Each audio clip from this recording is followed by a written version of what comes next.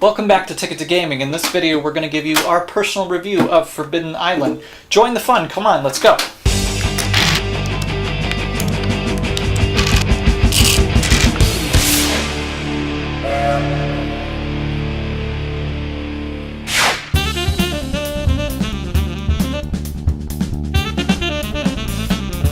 Forbidden Island was one of the first games in my collection and is still on my shelf to this day, which should hopefully be a precursor to the rest of this review. Designed by Matt Leacock, who also designed the wildly popular Pandemic, and also a sequel to Forbidden Island called Forbidden Desert.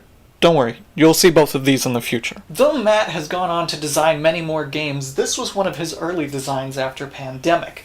And it's really hard not to compare it to other games, especially current games that have come out today, considering this one has aged quite a bit.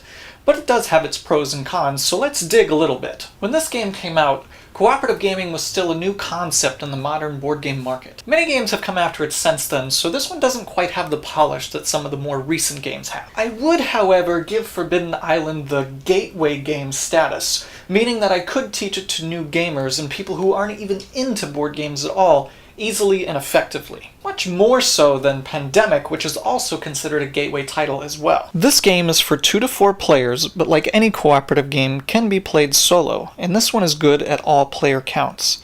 The theme of this game is very well done. You definitely feel like you and a couple of adventurers are on a sinking island. Yes, the gameplay is simple, and there aren't a lot of complex rules, and that's a good thing, especially for a session with new gamers. If you're a new gamer and are interested in this title, definitely pick it up. From an experienced gamer's perspective, is this game worth your time?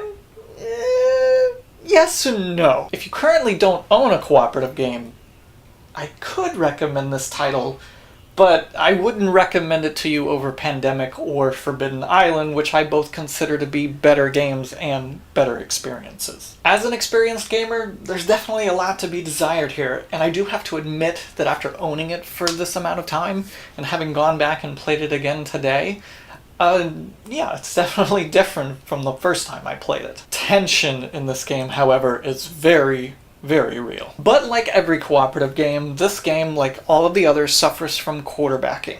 That's where one player at the table tells the rest of the players what to do so that they can win. Definitely not as bad as it sounds, right? Especially for new gamers. But if you're at the table playing with experienced gamers, they're probably going to get frustrated with you. You could have just played by yourself. The game also suffers a bit from its simplicity and lack of depth. There's definitely not a lot of overabundant strategy going on here. Board Game Geek's community gives this game about a 6.8 out of 10, which isn't far from Ticket to Game's rating of 7 out of 10. So it's right around the mark. Regardless though, I still have this game in my collection, and it's definitely going to stay, especially for teaching to new gamers. Though I may not enjoy the game that I once did, the tension that the game provides is still there to this very day. Thanks for watching this video. Which game should I go over next? Vote with your comments below, and also subscribe and stay tuned for future videos.